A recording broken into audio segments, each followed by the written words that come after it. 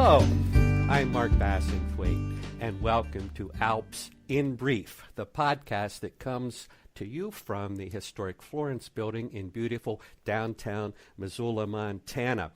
I'm very pleased to have join us today on the podcast Jeremy Richter, and he is an attorney, a shareholder, in fact, with Webster Henry at their Birmingham, Alabama location. So, Jeremy, first off, welcome. It's a pleasure to have you join us. Well, thanks. I'm really happy to be here. My interest, folks, in having Jeremy join us today is not so much in terms of what he's doing with his practice in Alabama. It's what he's doing in addition to his practice, and boy, is there a lot of stuff that this guy's got going on. I mean, it's just so.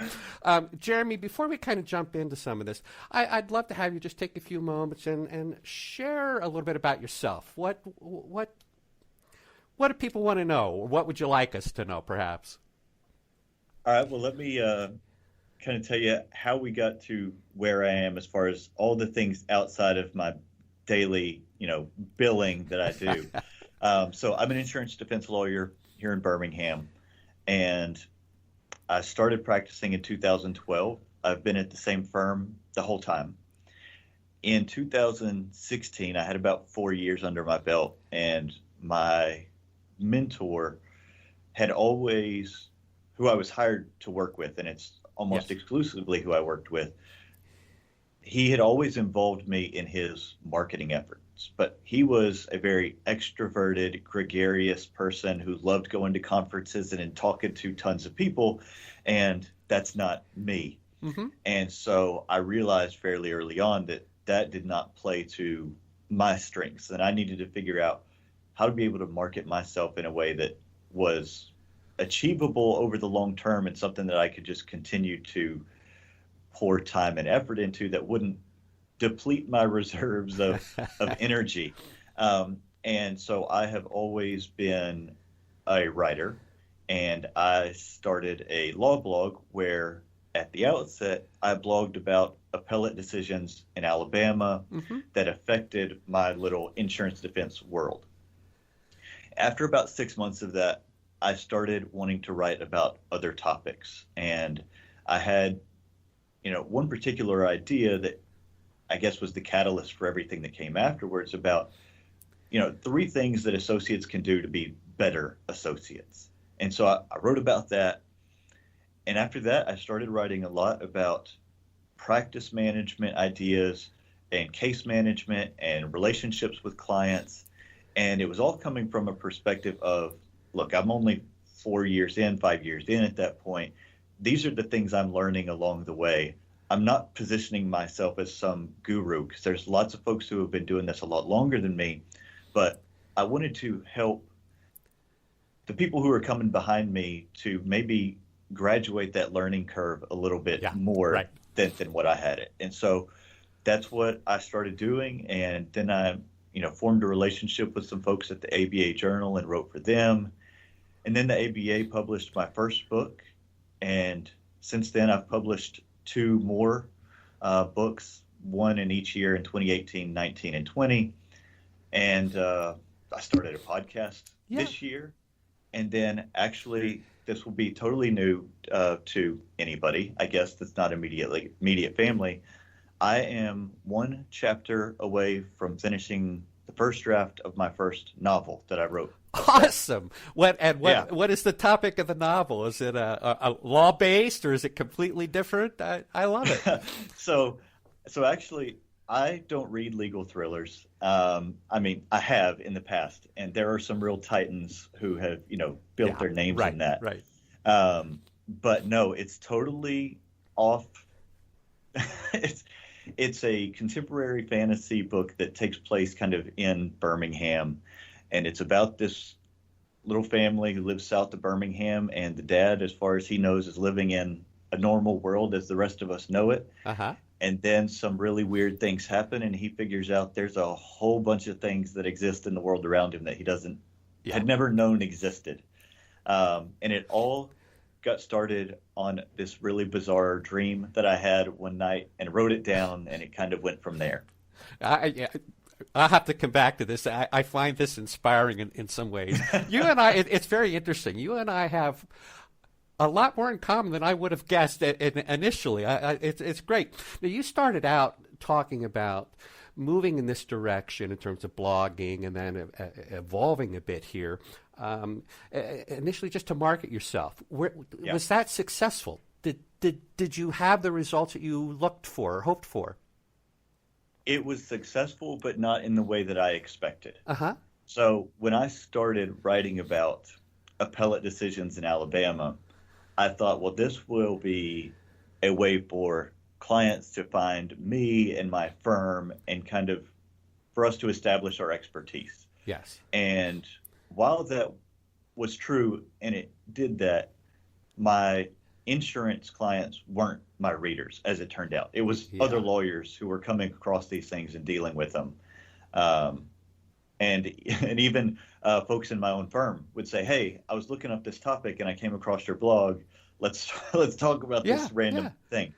And so in that way, it wasn't what I thought it was going to be from the outset. But what it did do is allow me to get more involved in industry organizations like CLM and DRI and present at conferences to gave me the confidence in my practice areas to make those presentations and also to reach out to people who were attending those conferences and say, hey, we don't know each other really, but, we're going to be at this place. And if you are looking for additional counsel in Alabama, I'd, love to get together and meet. And so between that and other, relationships that I've formed and communities that I've become a part of, I can say with certainty that I have business relationships now and have obtained clients that wouldn't have been the case without it. So it formed differently than I expected, but it absolutely had the result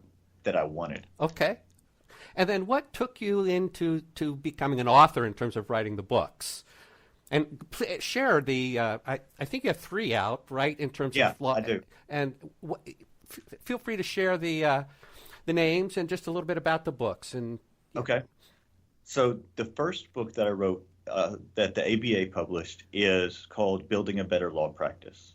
And both it and the second book, I kind of have thought of from their inception as almost like a devotional for lawyers. Uh-huh. The topics are fairly short. Most of them are somewhere between 1,000 and 2,000 words. They can be read in 5 to 10 minutes a day, and it's really practical, grounded ideas, suggestions, advice for lawyers, and I think it's particularly useful for younger lawyers about managing your clients and your caseload and your practice itself, and growing those things so that you establish your expertise, you can handle your work better, more productively, more efficiently, and get more out of your day. And so the first book is Building a Better Law Practice. The second book is called Stop Putting Out Fires. And then this year I wrote a book called Level Up Your Law Practice. And about 40% of the book focuses a lot on mindset. And it's not something that I was particularly comfortable with because it put me in a place to have to be more vulnerable in writing and on paper than I really cared to be. But I thought that it was an important topic because we deal with, and look, when I wrote most of it in 2019 and early 2020, I had no idea what 2020 was going to be. Yeah, right. But we deal with so much adversity on a daily basis that if we don't focus some attention on making sure that we have mental and emotional health, then we aren't going to be able to do the work that we do over the course of 30 years without having to come apart. Yeah, you are preaching to the choir on this one. I absolutely agree with you. This whole attorney wellness movement is so critical, and again, the pandemic has really underscored just how important this is. Did the act of becoming an author again, did you accomplish what you had hoped to accomplish with this? How did it impact your practice? I mean, I find, for instance, that I've been writing for 25 years now, and it's just the more you do it, I find it enhances me. I learn a lot, and it makes me just better at what I do. But I'd be curious about again the experience of writing. How does did it accomplish what you had hoped it would? How did it impact your career? So I think that the answer is yes. It has helped me. There's a lot of times that I don't really know what I think about something until I have taken the time and energy to write about it. Yeah. And so it has helped me become more focused on efficiency and productivity, which is something that is important to my clients that I do well, since they're paying me by the hour. And also, with my firm, they certainly want me to be productive. And then I've done so much writing about client relationships that it's really, I've had to live it. Yes, right. And so, I've had to focus and learn about what do my clients want so that we can have a better relationship, not just for this one particular case, because things might go well or poorly on one individual case, but how can we have a relationship that can withstand any adversity and that we're communicating effectively enough, both about the good things and the bad things, that there's a trusting relationship that hopefully is going to last a career. Mm-hmm. And so the writing has helped me be a better lawyer because it's helped me focus on the things that I need to do to be successful. Very good. Before I get to your non-legal writing for a moment, I did note too that you're involved in a book about for children moving in this other direction. Yeah. Can you fill us in on a little bit about this whole project?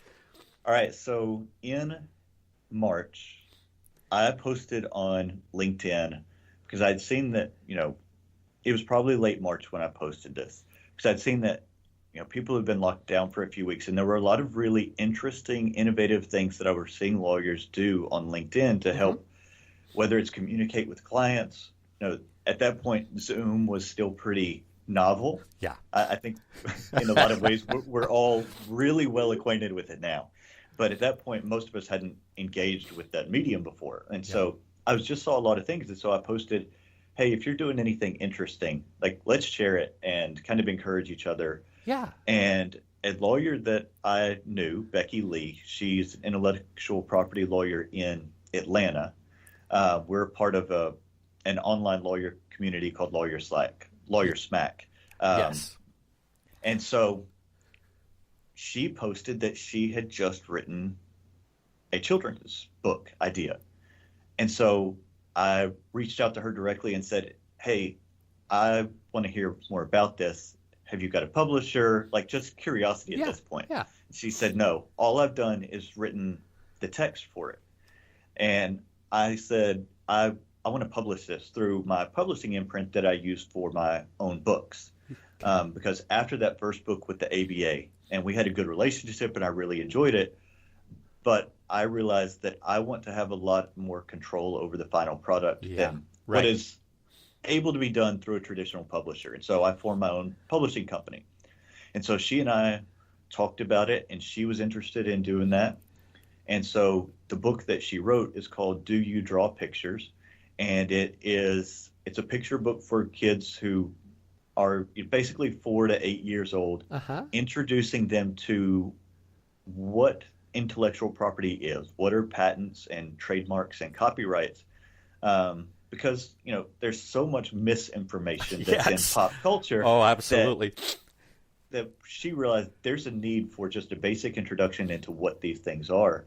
And so it uses really fun illustrations to just kind of introduce these ideas. And now we've got more ideas for a whole series of books that she plans to write. And then the illustrator is somebody that she's known for years and years, and they were in a band together back in their 20s, and he's a cartoonist, and so we have a whole series of books that we want to do for kids that talk about whether it's contracts or First Amendment stuff, or just introducing them to ideas that they are going to engage with as they get older.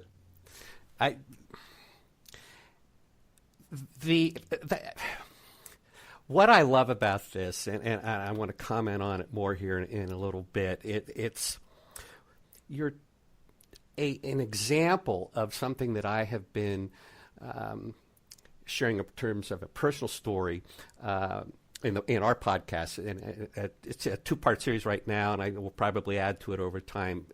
I just refer to it as listening to your life.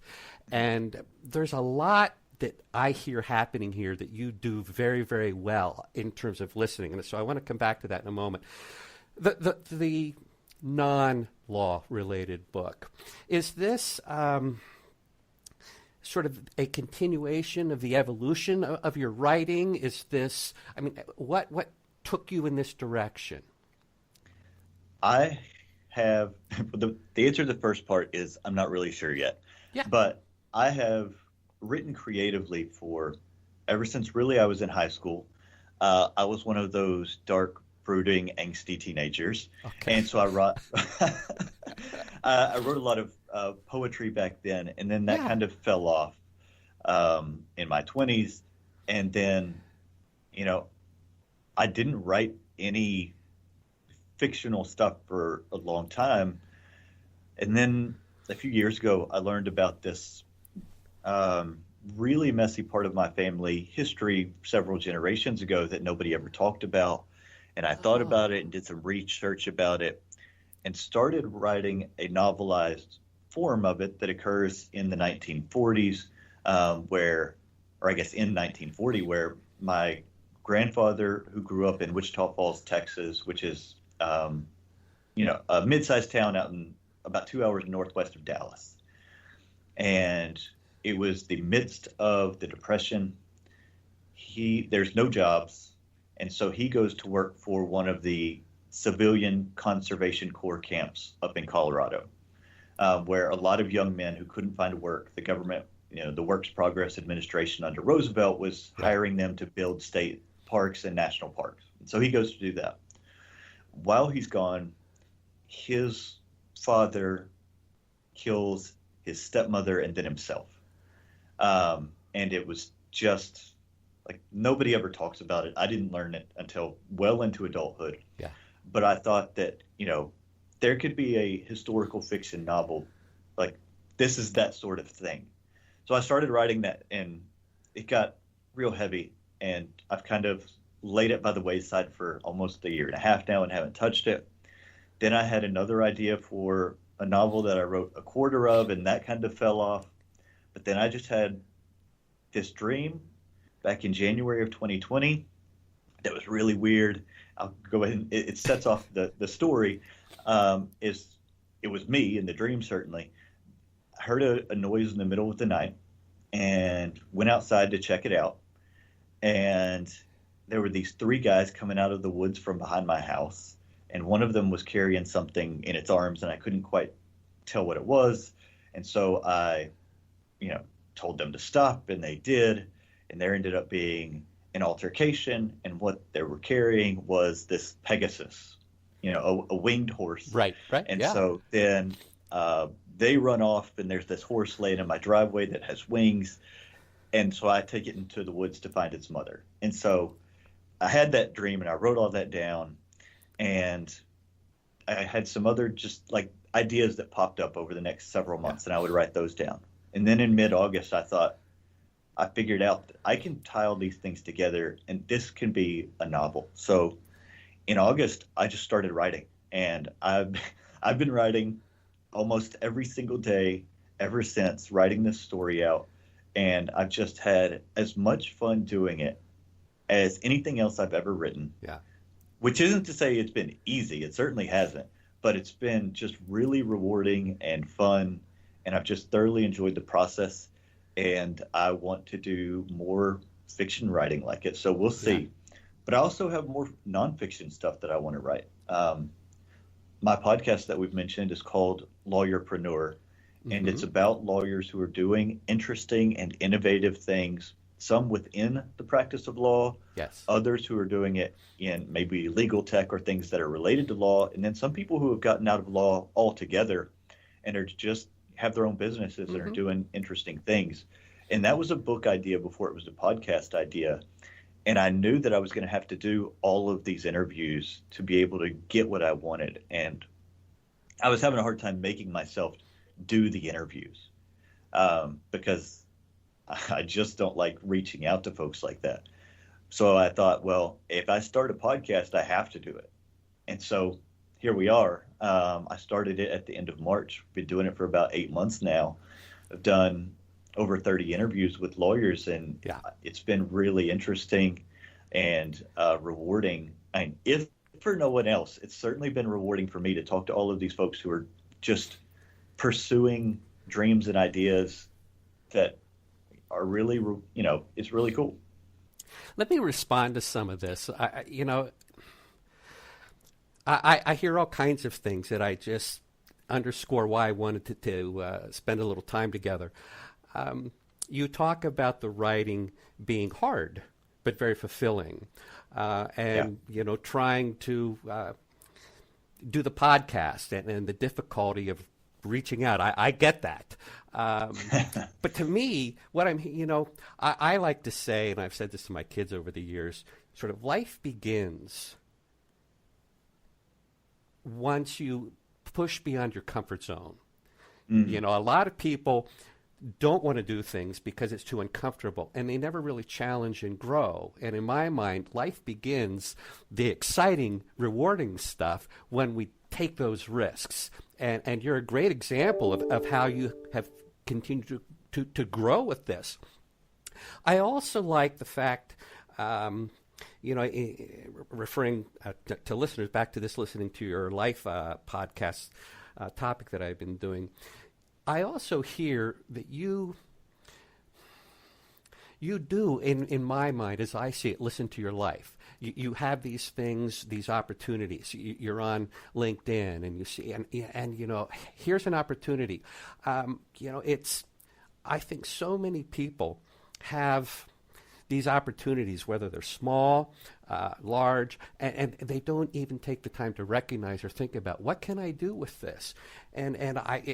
It certainly seems like your practice is more successful, that you're a better attorney. I mean, that's what I'm hearing, that you have improved your skill set, lecturing, writing, intake, all these kinds of things.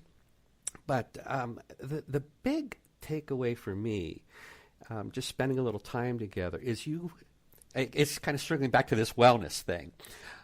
It seems to me you're a very well-rounded individual and happier and healthier as a result of pursuing these other interests. It's a full life. I have worked with so many lawyers over the years, literally.